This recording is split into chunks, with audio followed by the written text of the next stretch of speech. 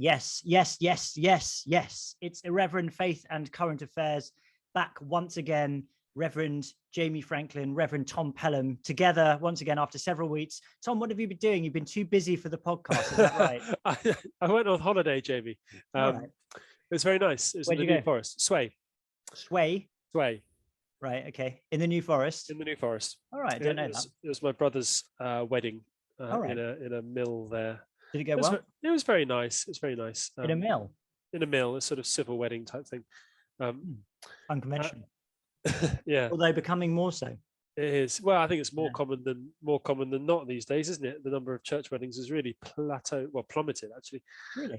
Yeah. It's a shame because you can't beat a nice church wedding. We had a lovely wedding last week, which I presided over. It's lovely. I did too as well. Actually. This is a big message for our fan base, right? Get married in a church. It's way better. I'm sure this was very nice, but you know, it's great. It's just great being married in a church, isn't it, Tom? It is. I think so. Unfortunately, it's quite hard. Well, it is compared to the problem is that you have to fulfill the criteria, which are a sort of administrative faff, and you know, it is possible. Come on, you just have to say something like, "Oh, you know, my granny was baptized in this church in 1904" or something like that, and then they'll let you in. It's fine. You are supposed to check. Let people in. You are supposed to check. Really? Yeah. Oh. Well, it's not your problem; it's your incumbents. But anyway, it is a privilege to marry people, and this was a lovely local wedding, and I had a great time. It was lovely. Good. Oh, good. I'm pleased.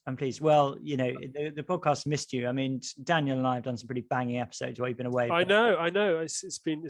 I've seen the sort of the fluttering on the Telegram. Yeah. Well, you know, there are faithful. They're the faithful, aren't they, on Telegram? They're the ones who are always supporting us. Speaking of supporting, let's just say quickly what this podcast is, because I know sometimes, you know, people are new to podcasts. They're thinking, what the heck is this? This is a podcast called Irreverend Faith and Current Affairs. We are vicars. Oh, well, not technically vicars. We are reverends, let's say, priests in the Church of England. And we talk about stuff that's going on in the culture from a Christian perspective. That's basically it, isn't it, Tom? I don't want to say much more than that. But for people who listen to the show and like it, and you support what we're doing, please do support us on Patreon, or patreon.com/irreverend. It makes a big difference to us because it gives us lots of options about what we can do in the present and in the future. And it's also just great and encouraging to have your support. So please do go on Patreon, patreon.com/irreverend, and support us. But also, you know, at the very least, you know, do, if you like it, like us, yes, share us, comment on, you know, come and join us on Telegram, all that sort of stuff. We sort of share the podcast. Appreciate that. All over the place with your friends and family and acquaintances and well-wishers. Yeah, on Twitter, just retweet it. When you see it, just retweet. How hard is it just to retweet? It's not very hard, is it, Tom? You just click it and then it goes green. It goes a nice green color. I don't know, Jamie. Yeah, no, you're not on Twitter anymore. You sort of had a Twitter meltdown, didn't you? And then you never came back after you. Maybe it's a bad person, Jamie. It was just awful. We're all bad people, Tom. I thought you were into your reformed theology. Well, you're right. Yeah, you are right. It exposed my my flaws, and it made me not the sort of person that I thought I was trying to be. It was sort of anti-holiness. I thought better off out. It was having a desanctifying effect upon you. Yeah. So, Tom, did you see have you been following the meltdown of the English football team?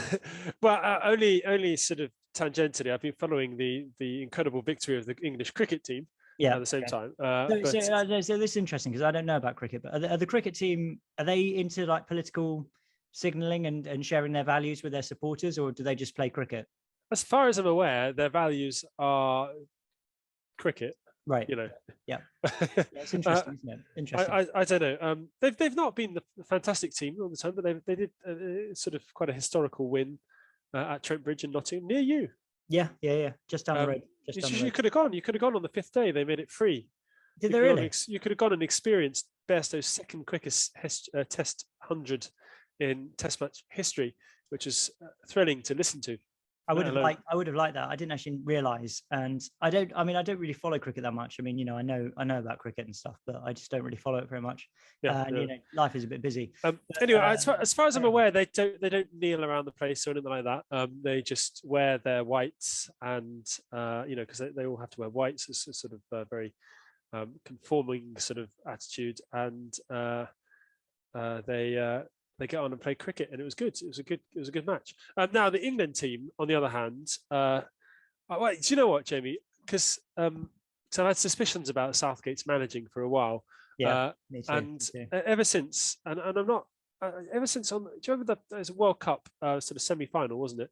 Yeah. And he brought on a load of substitutions 2 minutes before the end of the extra time, right?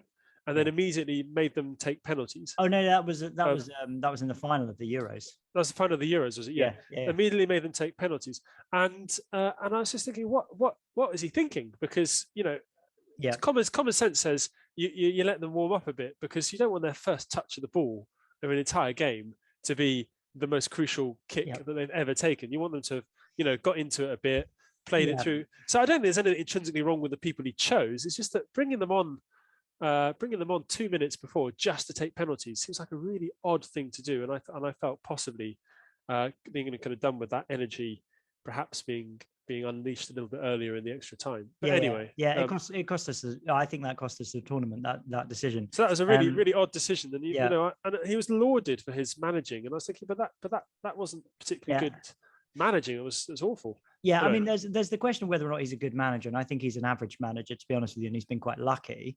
But the thing about what this lesson illustrates to me, and I really think he's had it now. I don't think he's got a future with England. If he makes it to the World Cup, I think he'll do poorly and be fired. But what this really illustrates to me is this principle around woke. Woke political gesturing and the kind of the sort of public-private stakeholder capitalism thing, where everything's got to have some kind of political agenda attached to it, regardless of what it is. In this case, football.